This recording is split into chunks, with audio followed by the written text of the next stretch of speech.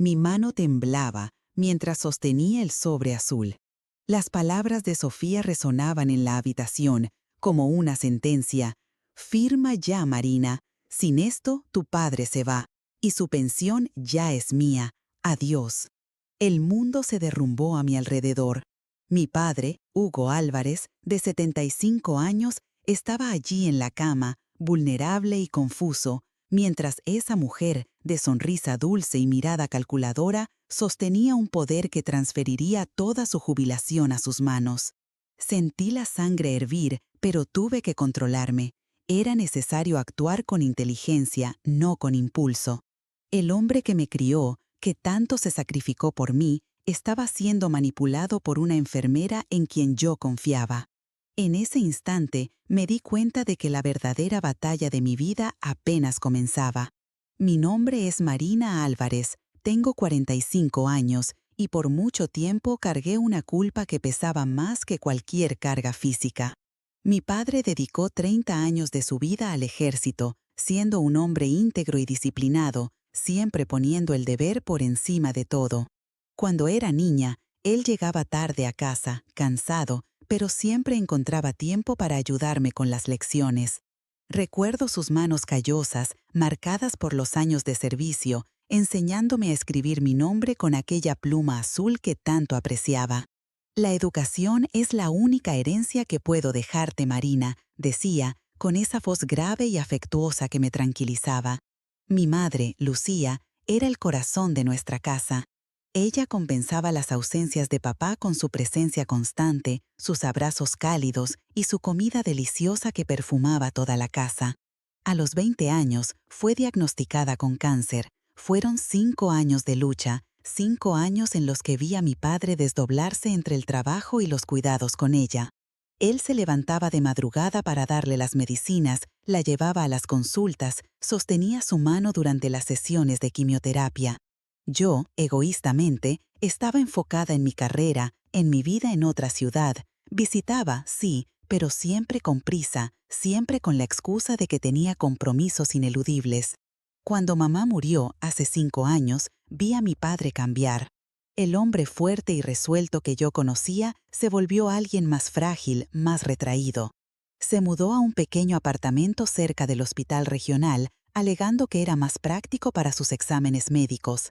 Pero yo sabía que en realidad él quería quedarse cerca del lugar donde ella había pasado sus últimos momentos.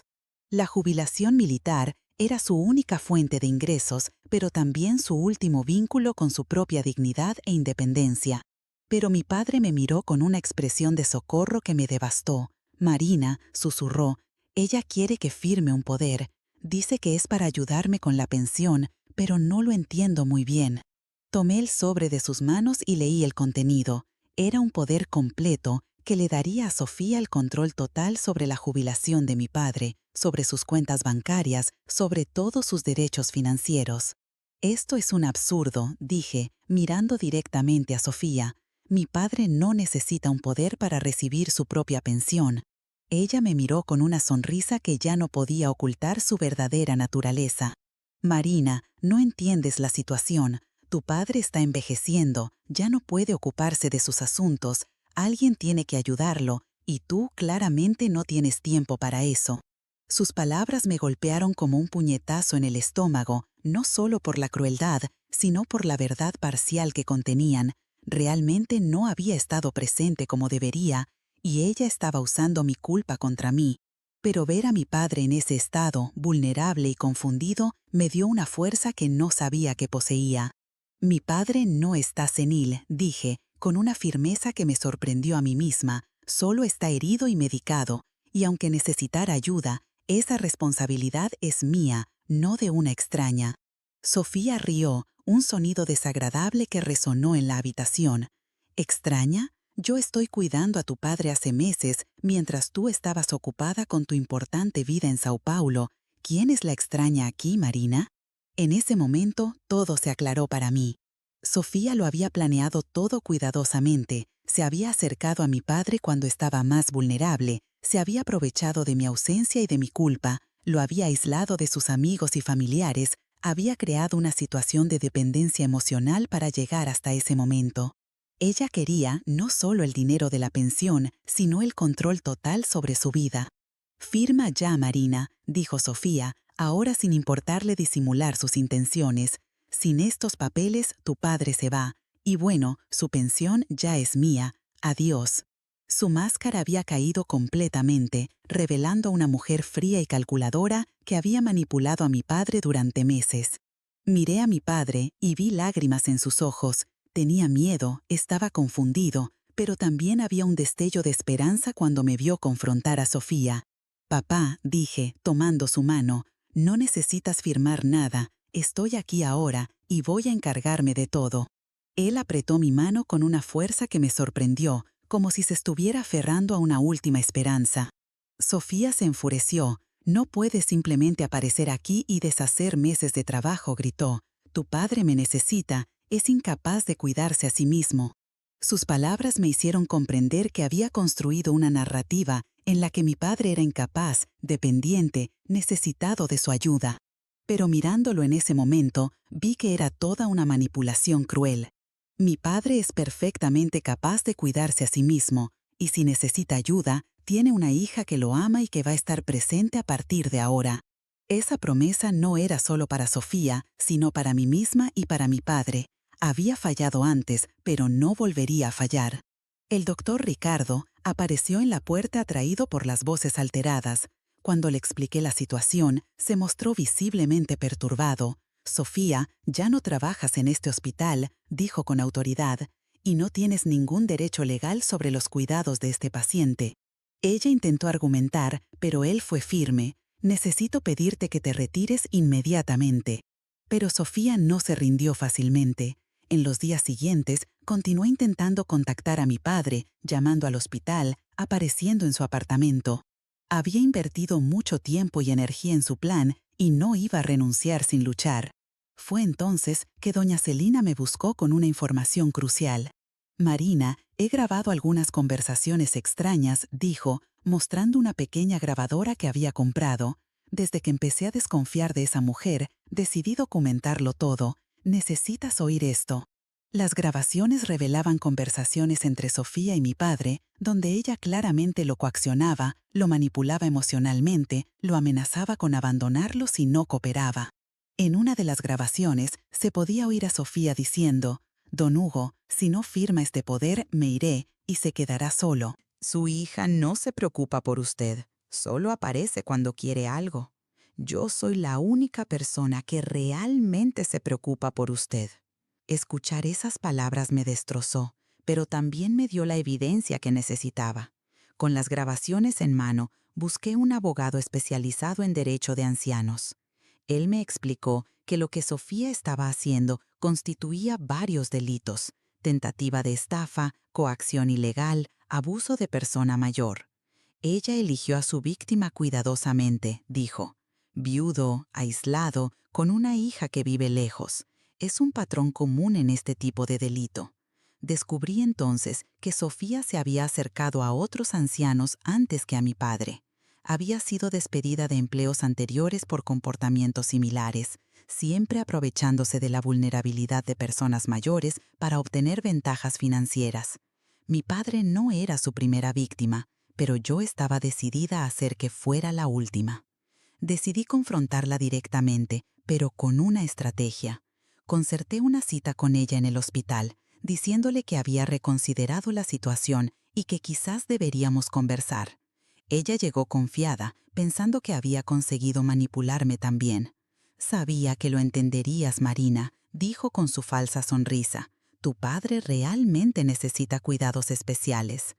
«Tienes razón», le dije, observando su expresión de sorpresa. «Mi padre necesita cuidados especiales, cuidados para protegerse de personas como tú». Mostré la grabadora que estaba escondida en mi bolso. «Todo lo que has hecho con él está documentado. Tus amenazas, tu manipulación, tu intento de robarle su pensión». La expresión de Sofía cambió instantáneamente. La máscara de enfermera dedicada desapareció, revelando una mujer desesperada y furiosa. «No puedes probar nada», gritó. «Tu padre es un viejo senil, nadie le creerá». Pero yo estaba preparada para esa reacción. No necesito que le crean solo a él, dije con calma. Tengo testigos, grabaciones, documentos. Has elegido a la víctima equivocada esta vez. Sofía intentó huir, pero ya había informado a la seguridad del hospital sobre la situación. Fue detenida y posteriormente arrestada por tentativa de estafa y abuso de persona mayor. Durante el proceso, descubrimos que había intentado el mismo engaño con al menos otros 3 ancianos, siempre usando el mismo método: acercarse como cuidadora, aislar a la víctima, crear dependencia emocional y luego obtener poderes para controlar sus finanzas. Pero lo más importante no fue la prisión de Sofía, sino la reconciliación con mi padre.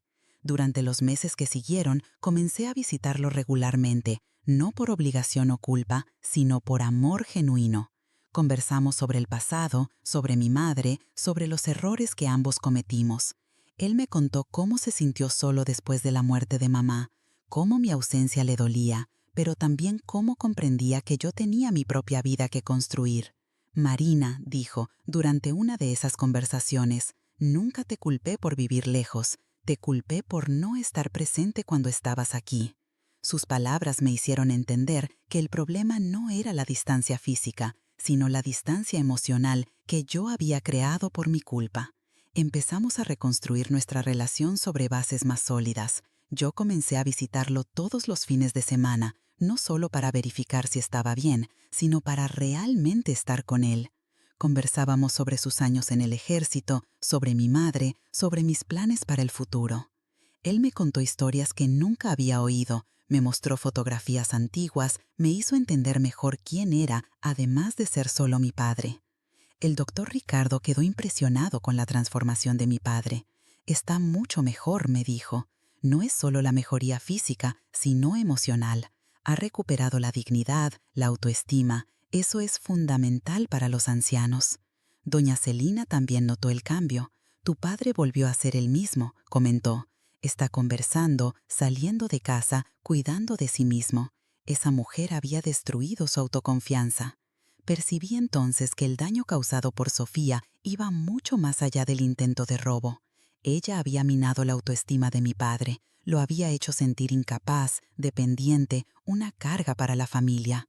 Había transformado a un hombre orgulloso e independiente en alguien que dudaba de sus propias capacidades. Restaurar esa confianza fue un proceso largo, pero gratificante. Mi padre comenzó a participar en actividades para ancianos en la comunidad, hizo nuevos amigos, retomó pasatiempos que había abandonado. Incluso comenzó a dar charlas sobre cómo protegerse de estafas dirigidas a ancianos, usando su experiencia para alertar a otros sobre los peligros. Si mi dolor puede ayudar a otras personas a evitar el mismo sufrimiento, decía, entonces valió la pena pasar por esto. Yo también cambié profundamente. La experiencia me hizo cuestionar mis prioridades, me hizo entender que el éxito profesional no significa nada si no tenemos a las personas que amamos a nuestro lado. Decidí reducir mi carga de trabajo, rechazar proyectos que me alejaran mucho de casa, priorizar lo que realmente importaba en la vida. Durante este proceso de curación, descubrí que mi padre había guardado todas las cartas que le envié cuando era niña, todas las fotos de mis graduaciones, todos los pequeños regalos que le había dado a lo largo de los años. Él había preservado cada recuerdo nuestro con cariño, incluso cuando yo pensaba que nuestra relación estaba deteriorada. Siempre supe que me amabas, Marina, dijo. Solo no sabía cómo demostrar que yo también te amaba. Este descubrimiento me hizo comprender que el amor entre nosotros siempre existió, incluso cuando no podíamos expresarlo adecuadamente. La culpa que cargaba había creado una barrera que impedía la comunicación genuina, pero el amor permanecía intacto bajo todas las capas de dolor y malentendidos. 6 meses después del incidente con Sofía, mi padre me llamó para una conversación especial. Marina, dijo, tomándome mi mano, quiero que sepas que eres lo más importante de mi vida, no porque seas mi hija, sino porque eres una persona increíble que tuve el privilegio de criar. Sus palabras me hicieron llorar, pero eran lágrimas de alegría, de alivio, de gratitud. Comprendimos juntos que la experiencia traumática con Sofía nos había paradójicamente unido más que todos los años anteriores. Habíamos pasado por una prueba de fuego que nos hizo valorar aún más nuestra relación, que nos hizo comprender lo mucho que nos importábamos el uno al otro. Lo que podría haber sido solo una historia de explotación y abuso se transformó en un viaje de redescubrimiento del amor familiar. Hoy, cuando miro hacia atrás, veo que la verdadera villana de la historia no fue solo Sofía, sino también la culpa que yo cargaba y que me impedía estar verdaderamente presente en la vida de mi padre. Sofía fue solo un catalizador que expuso problemas que ya existían en nuestra relación. Su intento de explotación nos forzó a enfrentar nuestras carencias emocionales y a reconstruir nuestra conexión sobre bases más sólidas. Si estás siguiendo este relato y te identificas con los sentimientos de culpa familiar, con la dificultad de equilibrar la vida profesional y personal, o con la angustia de ver a seres queridos siendo explotados, debes saber que no estás solo. Hay muchas historias como esta que necesitan ser contadas y escuchadas. Sigue leyendo para más relatos que muestran cómo el amor y la determinación pueden superar las adversidades más difíciles. Aprendí que el amor familiar no es solo un sentimiento, sino una decisión diaria de estar presente, de preocuparse, de anteponer a las personas que amamos a nuestras propias conveniencias. Aprendí que nunca es tarde para reconstruir relaciones, para pedir perdón, para demostrar amor de forma más efectiva. Aprendí que la vulnerabilidad de las personas mayores no es una debilidad,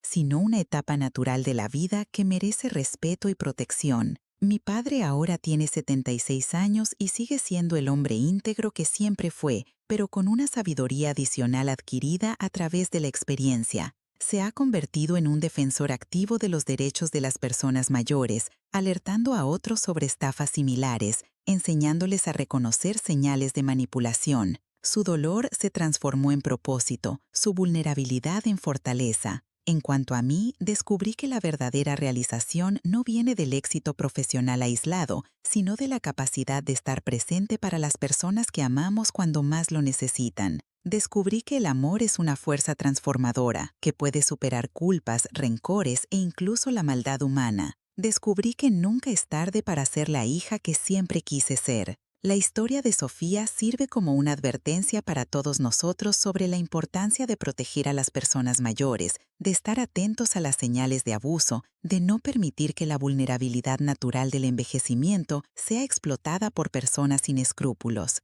Ella representa un tipo de depredador que se aprovecha de la soledad, de la fragilidad emocional y de la desconexión familiar para obtener ventajas económicas. Pero sobre todo, esta experiencia me enseñó que el amor verdadero no se manifiesta solo en momentos de alegría, sino principalmente en momentos de crisis. Fue cuando mi padre más me necesitó que descubrí la fuerza que había dentro de mí. Fue cuando nuestra relación estaba más amenazada que encontramos la valentía para reconstruirla. Fue cuando todo parecía perdido que descubrimos lo mucho que nos importábamos el uno al otro. Hoy, cuando paso los fines de semana con mi padre, cuando veo su sonrisa genuina, cuando escucho sus historias, cuando comparto con él mis planes y preocupaciones, siento una paz que no experimentaba hacía años. No es solo la paz de haber cumplido con mi deber filial, sino la paz de haber descubierto que el amor familiar es la fuerza más poderosa que existe cuando se ejerce con sinceridad y dedicación.